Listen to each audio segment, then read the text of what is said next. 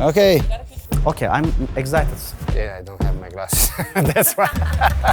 So what are the three main ingredients of a successful partnership?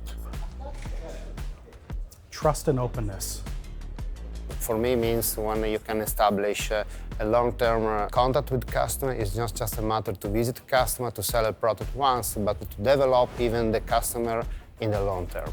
It should be a long-lasting relationship. We are also trying to achieve process optimizations on a long-term basis. They feel that they can rely not only in the product, but also to make them confident about our support.